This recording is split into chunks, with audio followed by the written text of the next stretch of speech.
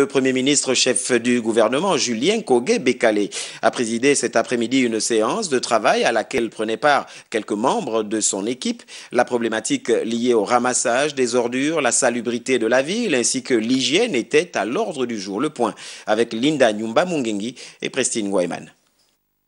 Améliorer le cadre de vie des populations en ce qui concerne la salubrité de la capitale Libreville en cette période de crise sanitaire due au coronavirus.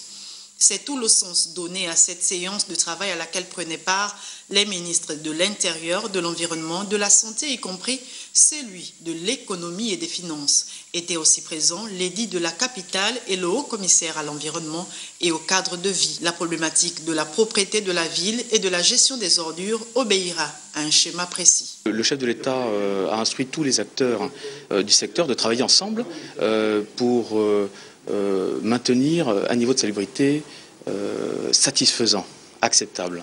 Et donc, sous la coordination de Monsieur le Premier ministre, nous mettons en place un plan d'action à court, moyen et long terme pour satisfaire cette exigence. Il va se faire en plusieurs étapes et aujourd'hui sont à pied d'œuvre déjà toutes les équipes sur le terrain.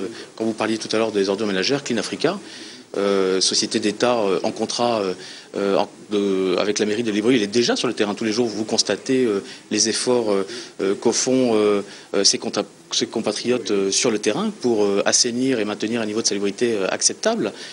C'est le cas aussi pour toutes les sociétés de balayage qui effectuent aussi le curage des caniveaux dans les quartiers. Instruit par le Premier ministre, le ministre de l'Intérieur, Lambert Noël Mata, devra prendre un arrêté qui réglemente la gestion des ordures ménagères dont la responsabilité incombe désormais aux collectivités locales, donc aux municipalités. Avec cette nouvelle orientation, les maires seront jugés au pied du mur concernant la propriété des villes dont ils ont la charge.